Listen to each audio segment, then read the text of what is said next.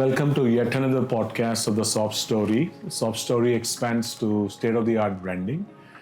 Today we are privileged to have a very seasoned doyen connoisseur of branding, marketing, advertising and brand building in the name of Shubhranshu Singh.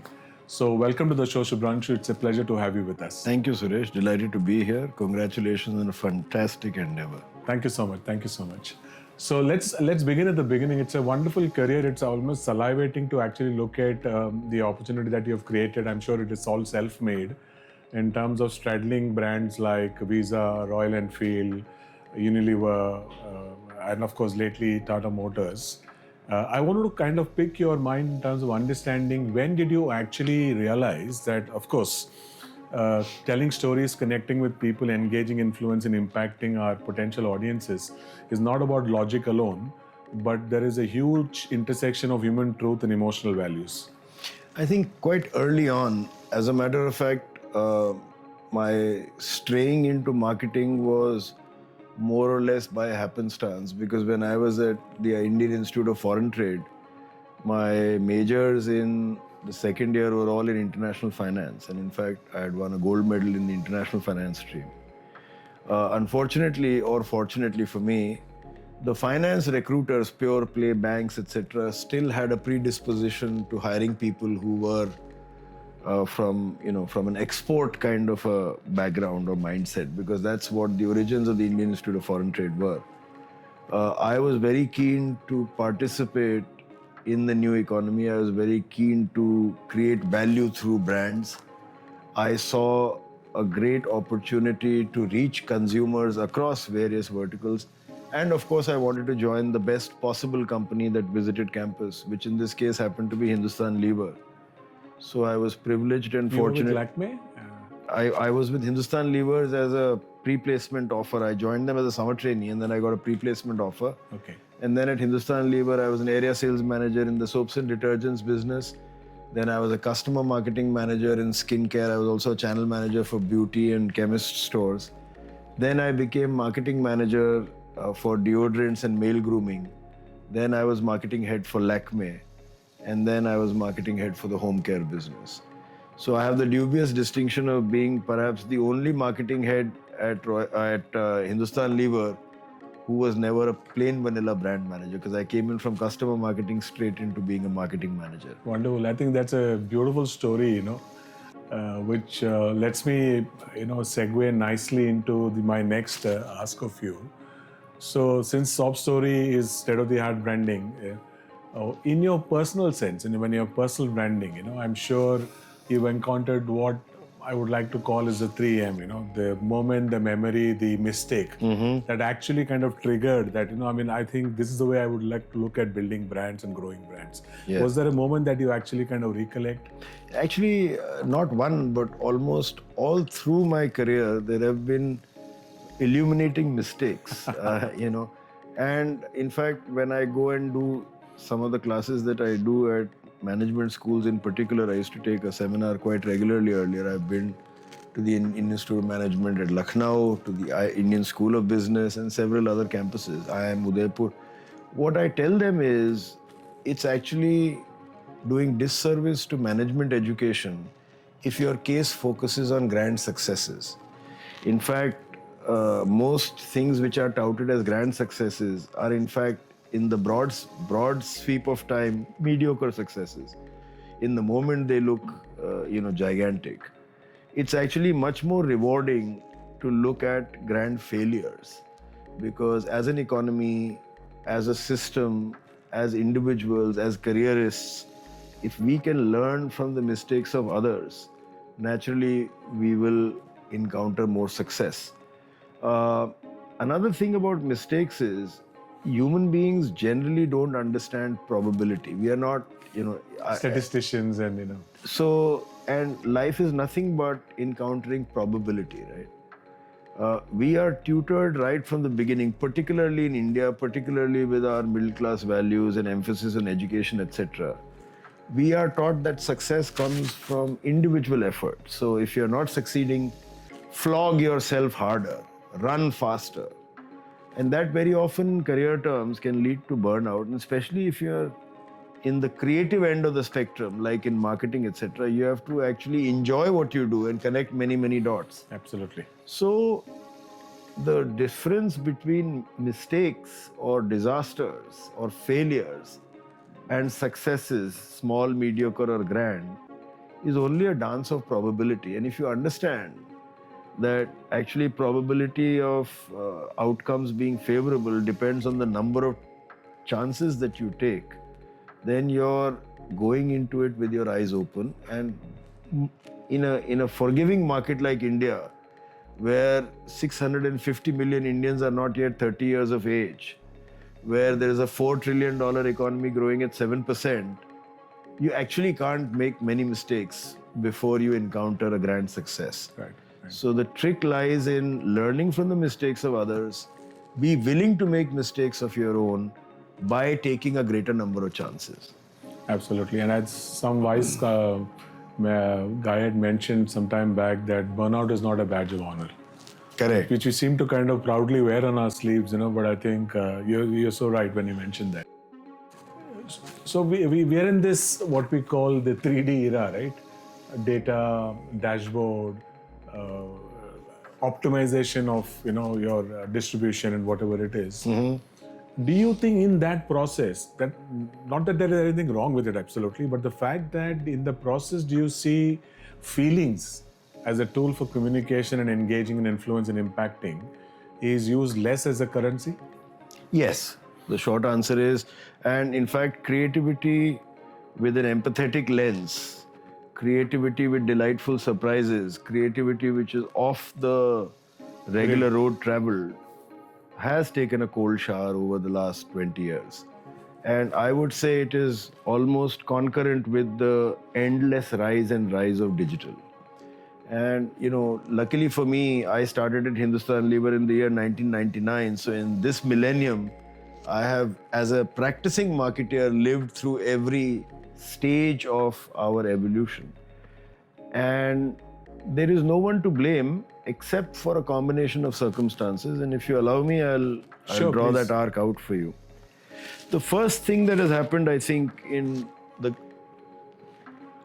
last 20-25 years is our last mile economy in terms of creating influence has become dependent, or is pivoted, or is anchored, or is grounded in the mobile phone.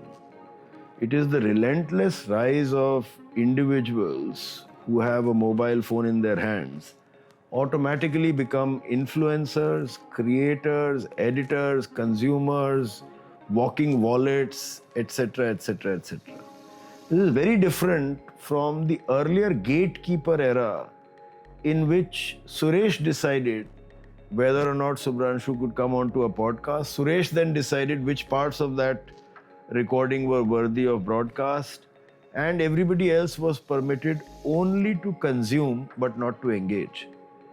With the shift to digital, peer-to-peer marketing became effective, and then immediately everything got shoehorned into broadcast by other names, plus the power of data. So frankly, your phone knows more about you than everyone else in your family or network put together, and perhaps you yourself know less about yourself than your phone does about you. When this happened, the ability to survey what's going on top of that surveillance, to drop targeted messages, led to an enormous belief or faith in attribution. And the CFO was rubbing his hands with glee, because now finally marketing will stop being an indulgent creative exercise and become a very hardworking, return on investment, metric oriented. Exactly. So it became a contest between an Excel sheet and a storyboard. And in most cases, the Excel sheet will win. Actually, it is a grand failure of marketers, because every single penny that you spend on marketing can be attributed to a compounding financial asset called a brand. Because when I recognize a brand, you can sell it to me easier. I am happier purchasing it. I recommend it to others. The pricing power in it is much greater. It is more persuasive where I am concerned. So, if we look at the definition of marketing as the creation of a positive memory or a positive prejudice, then everything you do has a positive or a negative impact, and it can be attributed. But it may not be attributed in an Excel sheet. It may be attributed simply in terms of the emotional cloud around a brand, right? If I wear a Rolex, I wear it not only to keep time, I wear it for status, for signaling arrival, for the joy of engineering, whatever it is. Brands have several hooks to it, but all brands at the end of the day are opinions of opinions and is a master reputation of many reputations. And I think this continuous emasculation of creativity or idea first, because of the arrival of attribution-rich digital, is like a tornado that has hit our industry. And another frequently equated equivalence, or that equation itself is flawed, is to think marketing is advertising. Certainly advertising is the sexier, groovier part of marketing. But traditionally we were taught the 4 P's of marketing: product, place, price, and promotion. I can pretty much challenge you, having been a CMO pretty much through from 2011 till now, very few CMOs have any say in terms of the product, because globally or otherwise, products have to be of a certain benchmark to compete. Very few, even fewer, would have a say on pricing, because you have a certain cost and then you have to make a viable business happen. Almost none decide placement, because to be a market-worthy competitor, you have to play in the entire addressable market. So of the 4 P's, you're left only with promotion, and that is now being cut into half, saying, oh, digital will clean its own nose, and you are responsible for that 2 campaign films or 1 PR exercise. And the CFO thinks it is just fireworks. This is the kind of vortex in which marketing has got caught and got squeezed.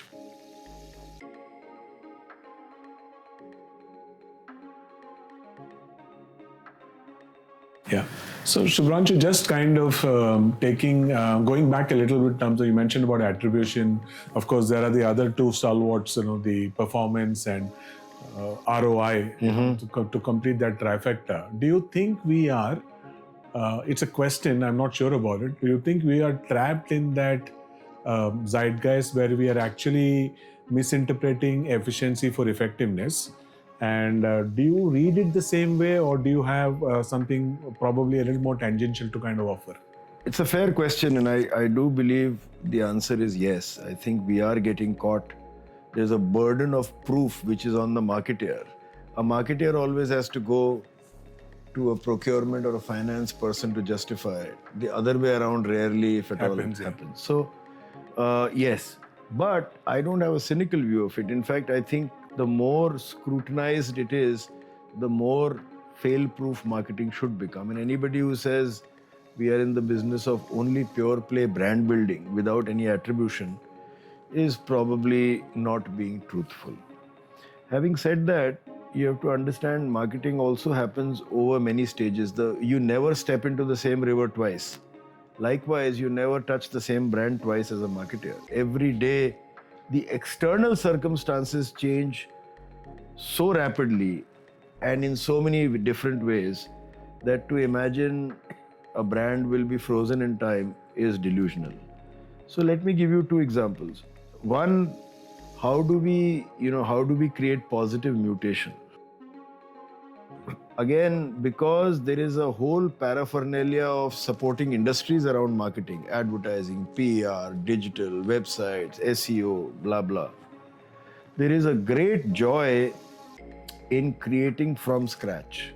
New campaign, new film, whereas actually once you have defined marketing as the creation of positive memory means continuity. And therefore, it has to be by definition kaleidoscopic. You give a twist and the same parts rearrange, but rearrange in myriad ways. So they are delightful. And I believe, therefore, that marketing is the business of making the new familiar and making the familiar new. And if you start defining it in this way, you will make more and more things reusable. We are not in the business of storytelling from scratch. We are in the business of creating reusable intellectual property. Nothing has emerged from ether. We are basically making a play based on what already exists in the world. And that is also, in my opinion, the primary definition of how a brand should be positioned. This is who I am. This is why you should buy me. That is brand positioning. That is advertising positioning. And this should change more often than who you are, essentially. You are not the same person you were when you were 25 years old. Right. But the core of you is the same. We know as a collection of biological cells, billions are dying every day and getting regenerated. So over a period of 30 years, probably not a single cell in the body is the same, but there is some continuity in terms of memory that preserves the individual that we are. So there is no harm in having a variety of conditioning variables, correlated variables, or even checking for causality. The problem is when you start rejecting things when you have no proof, as in before you are saddled with the burden of proof. And this is where this newness gets celebrated. This is where everybody ends up doing more business and happily forget. And marketing as a function tends to get weaker and weaker as a consequence. So I think strong marketing should be very tightly intertwined with business, should look at the 2 or 3 significant outcomes, certainly revenue, certainly profitability, certainly pricing power. It should look at creating newness, but newness with continuity. And it should demand more when it can prove that it has worked. So, we get too happy with awards and with positive mentions, and we become short-lived. Vanilla metrics, maybe. Yeah, not only that. I'm saying, the fact that creatively your advertising campaign has been greatly appreciated may be a matter of deep satisfaction to a marketer. But how do you stretch it out over many decades? Yeah. How do you hand the baton to the next generation of marketeers? Because a human, a marketer's career as a marketing manager may be 5, 10, 15, 20 years long. But a brand technically should live in perpetuity. Right. So it has to be greater than the brand duration or the course duration of a career.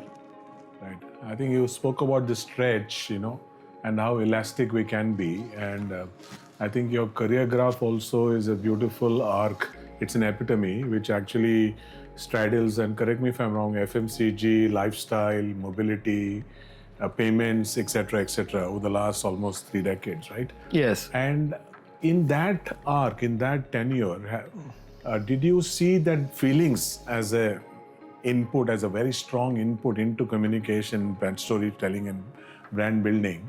It travels beautifully, seamlessly across verticals, or is it kind of bespoke to each vertical? It travels, to my mind. And Bill Bernabach famously said, we should not be concerned about what changes, but more about the essence of the unchanging man. Human beings, if we were lucky enough to be back on the planet in 200 years, they would still be eating. They will still be falling in love. They will still be having children. They will still be jealous. They will still be provoked into bravado. So there are a number of unfailing human emotions which do not get conditioned by technology, do not get conditioned by society, but are immanent or are inherent to the human being. That is why it is often disputed whether marketing can be qualified as a profession. For example, God forbid either of us fell ill right now that we had to be rushed to a hospital. You're almost certain that the diagnostic facilities in the hospital will be better than if it happened 50 years ago. When you get onto an aeroplane today, you are 100% sure that that aeroplane is better than something you would have climbed onto, say, 80 years ago. This mobile phone has more computing power than the entire planet had 50 years ago. Right. Communication ability is far superior than any time in the past. But do you like Lata Mangeshkar singing better or Geeta Bali is singing better? Do you think Kishore Kumar was a more virtuous performer or Mohammed Rafi? Do you think, Amjad Ali Khan plays the sarod better, or was it Ravi Shankar with the sitar? These are matters of individual taste and appreciation. So there is no continuity in matters of emotion. Also, emotions, we have forgotten, we have got so used to saying, let's ratchet up the humor, we should make more pathos. We think these are within our control. But there are 2 or 3 things in the human setup which are beyond our control. For example, I can't command you to yawn. You know what I mean? But the very mention of me talking about yawning, or if I yawn myself, will provoke you to yawn. It is happening telepathically. It is happening like telepathy. Subliminally infectious, probably. Exactly. Or a goosebump. You know, there are PhDs after PhDs which have been unable to provide a formula for generating a goosebump. And you know, if you read into it, there's this muscle there, actor pellai. It is a twitch, but why that happens, we don't know. They say it's a thermal response, but why a tear rolls down, why a goosebump happens, why we prefer some memories and not many others. In fact, recently I was on my phone looking for a particular document, and so I scrolled 3-4 years of photos on Google. And many of those I had completely forgotten, as in that I was there, that I was meeting these people, or that I had written a message or an email of this sort. So what we retain, the remembering self, is very different from the experiencing self. And the brand's role is actually to put a saddle on both the horses. The experiencing self should run alongside the remembering Bridging the self. chasm, so to speak. And that is what social media is doing for you. So if you go on a fancy trip to Alaska, or you go to a fancy film awards program, but you are not proving it to the rest of the world with images, it didn't happen. In fact, my son recently told me, we were in the UK last year. At some occasion, he told me, send me the images, send me the images. I said, what's the hurry? And his dialogue is very fresh in my mind. He said, Papa, if it's not on Instagram, it didn't happen. Wow. So memory is getting many boosters, but therefore it is also getting buried under so much more content, so much more choice. So it's very important to have positivity of reconstruction, and that is the main task of a brand, right? It is an unfair advantage of a minimal type. People mistake branding to think it is a compulsion. You have 3 brands of vodka. You choose one. You prefer that. Anybody who knows vodka knows that there is very little difference between one and the other, right? But you are label loyal. If you don't have it and you're still in the mood for a drink, you will have something else. But that really feather light preference that you have for one or the other, or that it is even in your mind. Before you get persuasive as a brand, you have to be famous. Right. And now, in the world of AI, there will be therefore a renaissance of what made branding great in the first place. So, you were telling your crew, this is Shubhranshu. If they didn't know me, they would have typically gone to Google. Right. There would have been a website link. If they were more curious, they would have gone to the website. Now, when they go to, say, a chat GPT or something, it will give them very bite-sized, fully formulated sense of who I am. But to be there, I have to have done things to feed that hopper. Right. So it's going to catch back with us. And even though there are a plethora of options, I think the essence of marketing will remain the same. What marketing is will not change, but how it is done and where it is done and when it is done is changing all the time.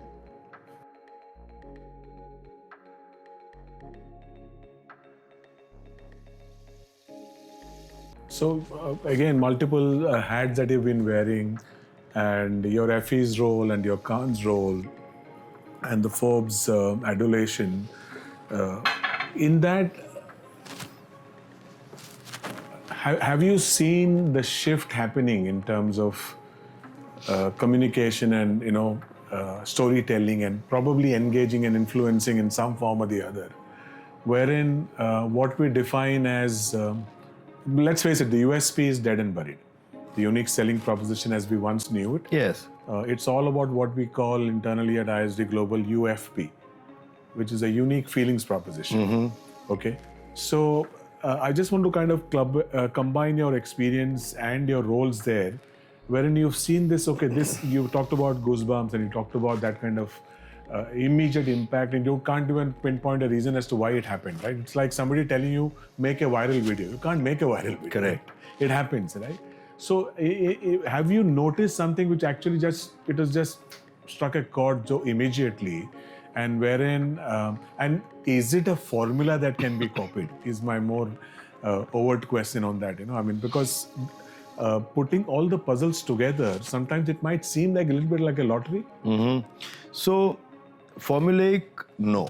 I don't believe there is a formula because, the moment success can be formulaic, everybody will be doing that, then it becomes commodity. So, it's like a demand-supply curve on steroids, right? The moment I know this is working, I will be doing the same, as will he, as will you, and so we'll be back to square one. Formulaic, no. Sensible, yes. If you see the way in which you mentioned a very important USP piece, Rosser Reeves, in the 60s in America, there was a wide canyon dividing those people who felt it was all about the psychology and the motivations and deeply buried emotional plugs, and those who believed no, it's all about simple functionality. It's about why you should prefer this. Repeat, load the synapse. When you want to have a cold drink, Coca-Cola should come to mind, job done. These were the two opposing camps. Keep it simple, stupid. Kiss. Yes, easy to tell, easy to sell. Now, the people who rose from the psychological motivation of it over a long time got so wormed into the inner discomfort of humanity that it became like a national embarrassment. And that was the time when Vance Packard and everybody else started writing about manipulation of consumers. And so I think marketing retreated from a gold mine. They were like, no, let's not go further down there. Let's keep it simple, as you're saying. Brand has a persuasive role, we all know that. Brand has a reputational role, we all know that. Brand has an economic role in terms of pricing, etc., creation of demand, we know that. But brand also has a symbolic role, which is very few brands are symbols. And then above all of that, brand has a social role. Very few brands create tribes or societies around it. I open my refrigerator, I don't want to have a relationship with my bowl of curd, right? The brand manager of curd may be writing lots of things about probiotic health and all of that, but I don't believe it. For me, it's just curd. Right. There are a rare few brands which really define who I am because I struggle to purchase them, acquire them, or even if they're not aspirational, they're very essential to my life. Those are important brands. They're in the inner circle. They're like family members. You're not equally close to every member of your family, right? Right. There's one maternal uncle or one first cousin who's very close to you, and then there is your inner family, you, your wife, your children, and so on. This is exactly the way the brand world works as well. In the future, though, things may become even more fragmented. Just to give you a sense, my understanding is on Spotify today, they have about 60,000 pieces of audio uploaded every day, commercially worthy clips. That means about 21 million in the year. 15 years ago, the entire library on iTunes was about 1 million.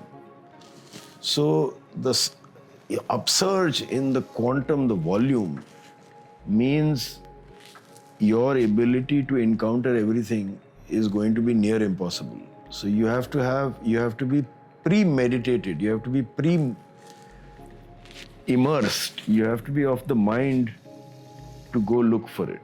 And so big brand encounters are going to be less about fishing with a net and more like, shooting with a gun. You have to know. I object to consumers being called target groups for the exact same reason, but I think that's the future we are in. Now they say, consumers are statistics, customers are people. Correct. No, but now that everybody's data goes and lies with everybody else's data, right? If I paid for this coffee by swiping a card, my phone knows I'm sitting at this location. If I had paid for it, that swiping will go through this hotel's payment processor or acceptor and it will knock a door at whatever, ICICI Bank. Then ICICI Bank knows I had a coffee at this hotel. Right. Then in the future, if it gets married to my medical record, they know that despite having acidity, he's drinking a lot of black coffee. And so you understand? So you're geared to have every data providing a multiplier wealth of information based on the preceding set of data. We were comfortable and we were repetitive because we forgot. In the world of the future, it simply doesn't forget.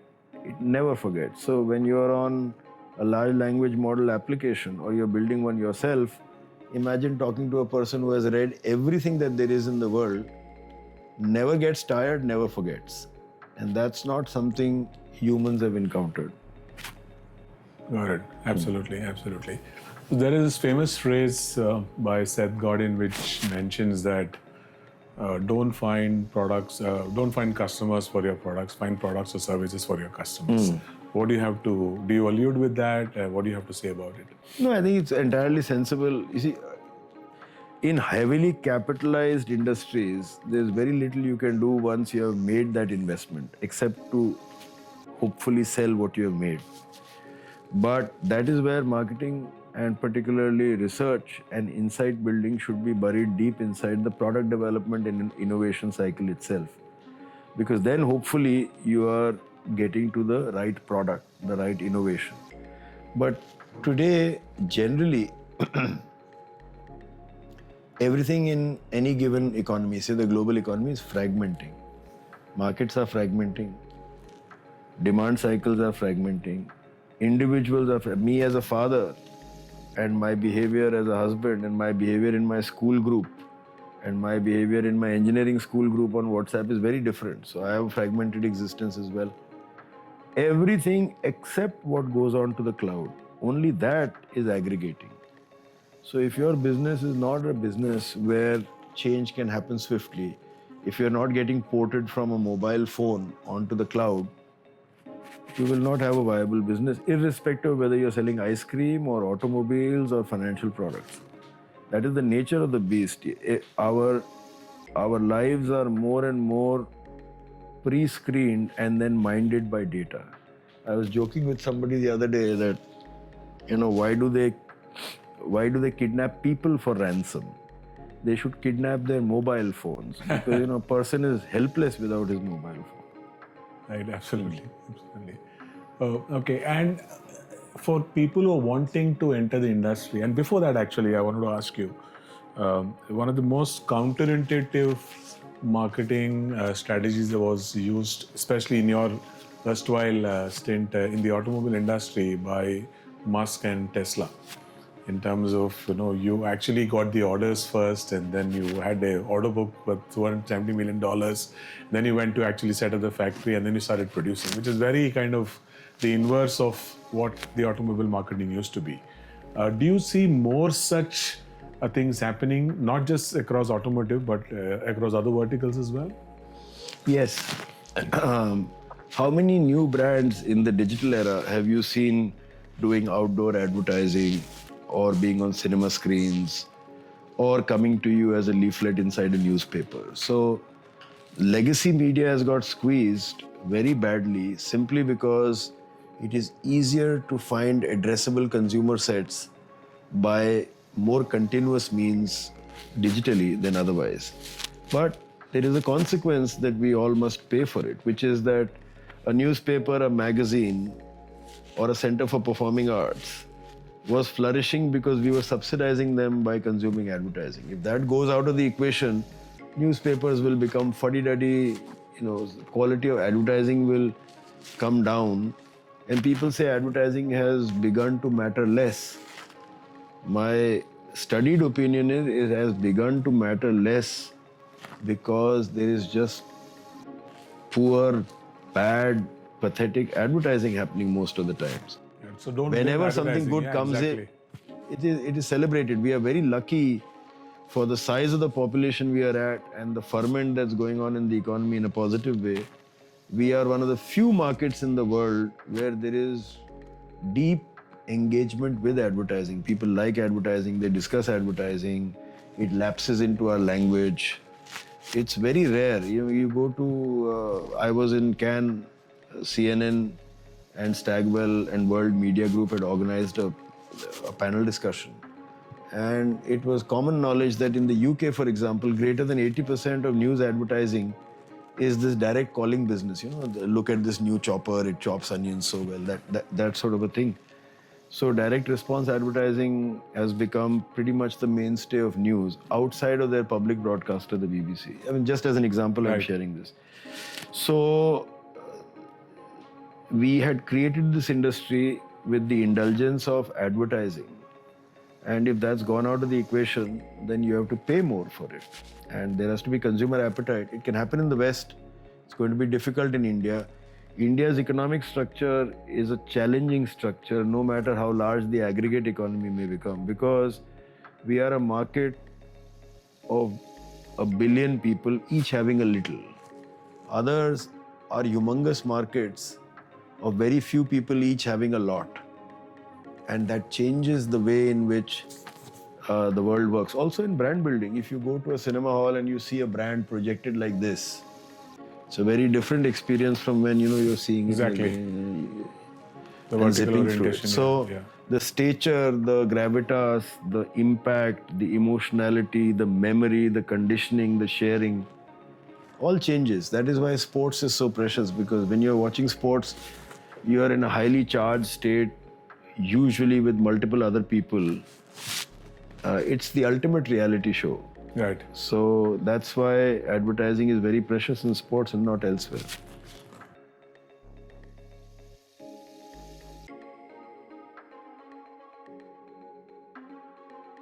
Do you see more people wanting to come into this space in terms of brand building and storytelling and creating the right kind of feelings? What will be the inertia for them to actually come into the industry? Will they come by design? Will they come by accident? What do you foresee?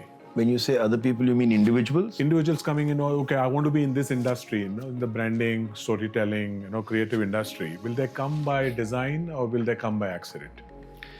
I think as a mainstream career, a preferred career option, it will become less attractive is my apprehension. Yeah, that is what you suspect, huh? Yeah, and that's pretty much been the case from even when I was in business school, and I mentioned that was in 99.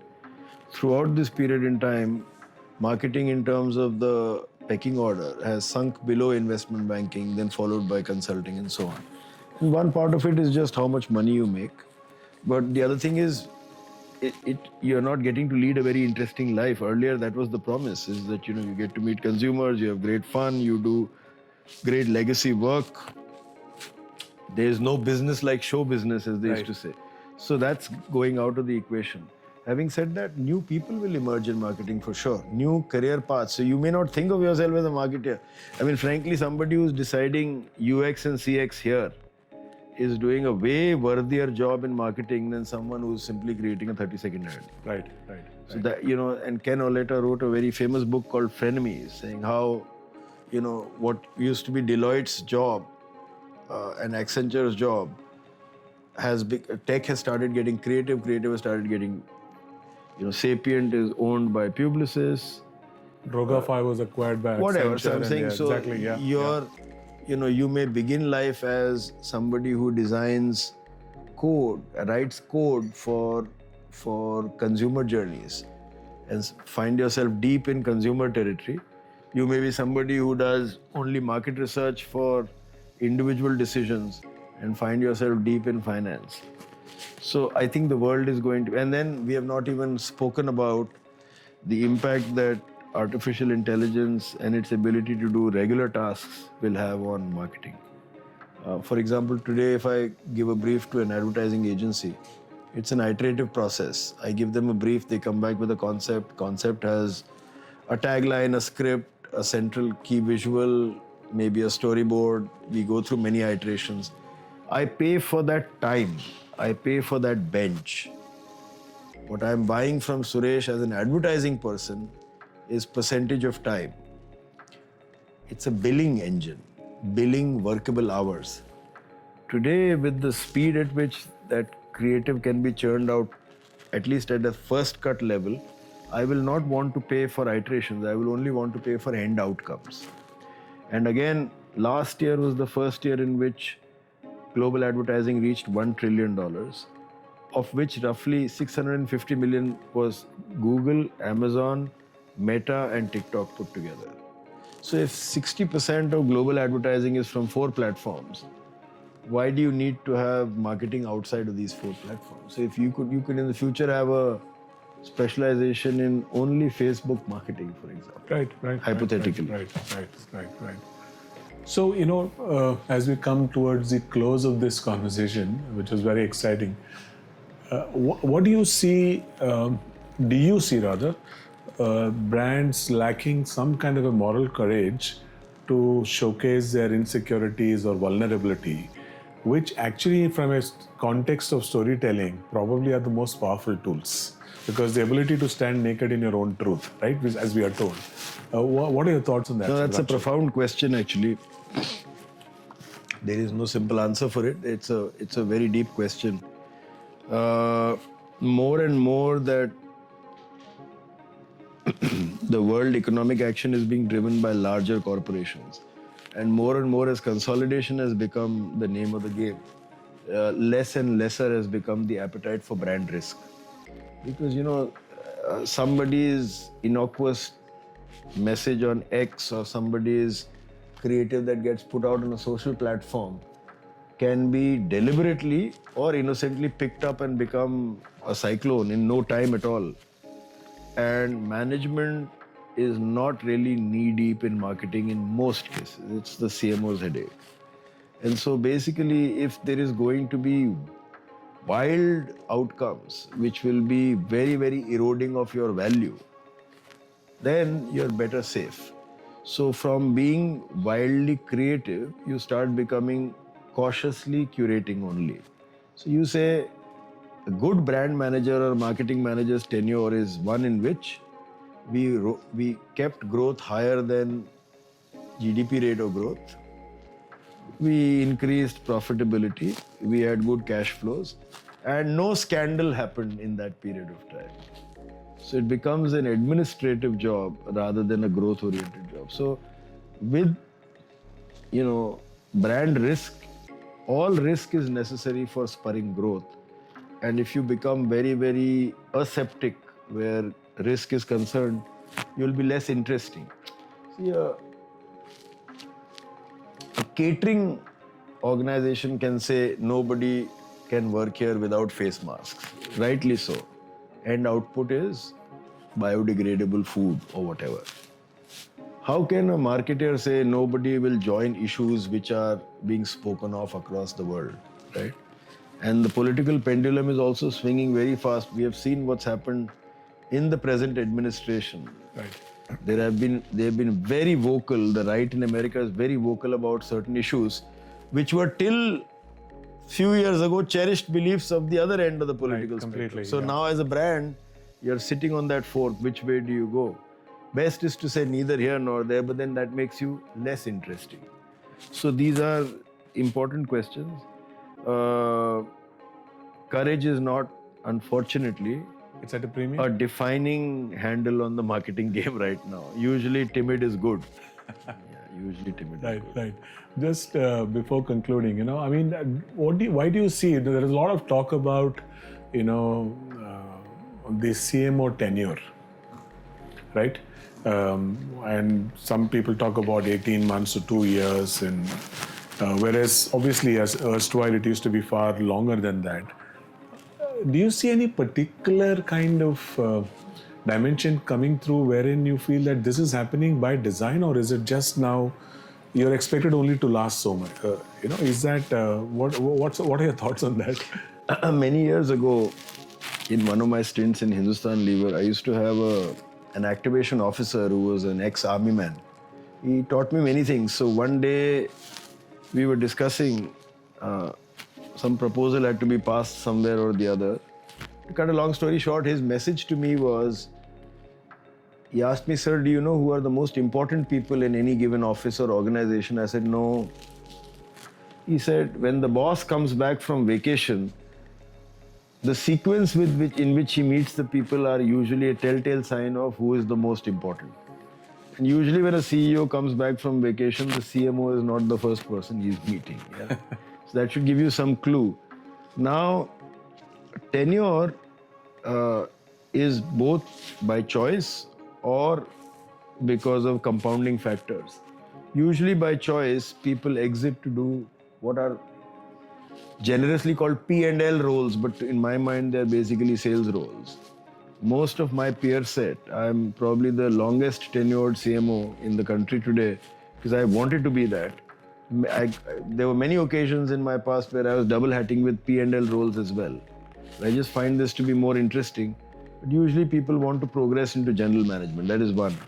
Second problem is, as I said, evidentially it is weaker.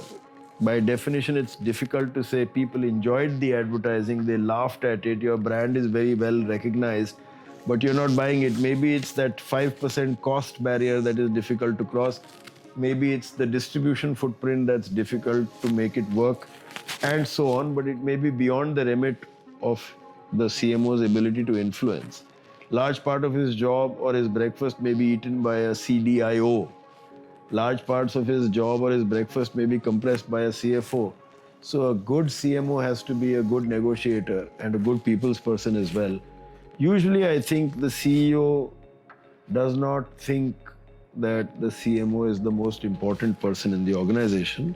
And if he takes that at face value, then after that, it's a downward spiral. Yeah, then it's If you take a large view of your job, if you say everything everybody is doing, from the way in which the operator answers the phone to how soon payroll gets processed to how vendors are paid is influencing the brand. And you take a larger than life view of your job, hopefully you grow into bigger, better things. But I have no sympathy for CMOs who get booted out in 1.5 years.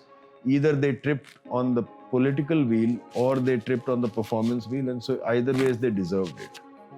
Okay, that's well put. It's very well articulated. So in closing, just to borrow a phrase from your industry, some food for talk for our viewers, who wanting to, because this actually kind of elicits a raw emotion. I'm saying, I want to be part of this. I want to kind of build brands. I want to tell my story. I want to be creative. This is, it seems beautiful from the outside, right? So what's the food for talk that you would like to offer? Well, let me address them directly. I think particularly the younger people, the young ones have a great future, especially in this country, because that's the majority of the workforce. My recommendation is, you don't have to be a marketer to be a marketer. You have to be curious to be a marketer. Another frequently encountered problem, my son is 17 going on 18, that generation, I see it, it's an endemic issue. They're not reading enough, they're not curious enough. One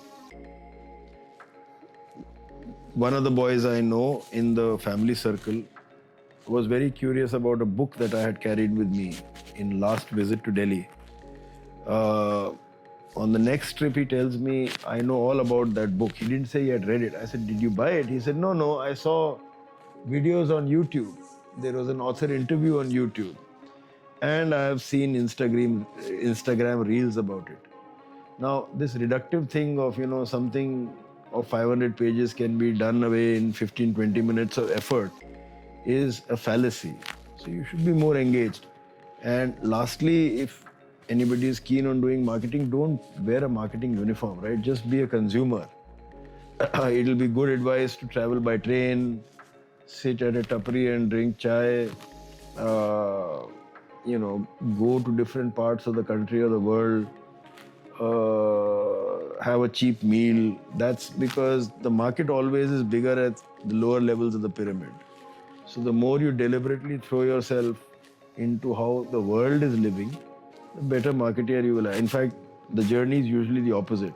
Moment we join a multinational corporation, you have a fancy office and a fancy skyscraper, start deliberating on consumer issues in Air-conditioned offices, very and nice conference yeah, rooms, usually talking to people of 5 other nationalities.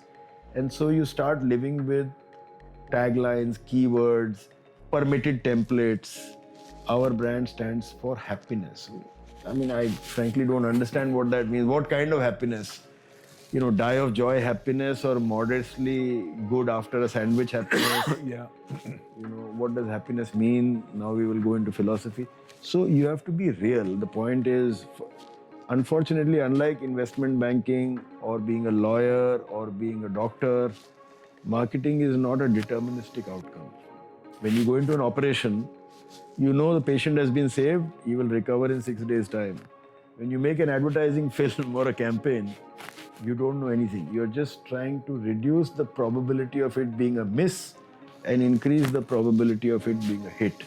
If marketers started manning intensive care units, I'm sorry to say many more people would die because we would, just do things for the heck of it. Right. So we have to also discipline ourselves by being in the real world.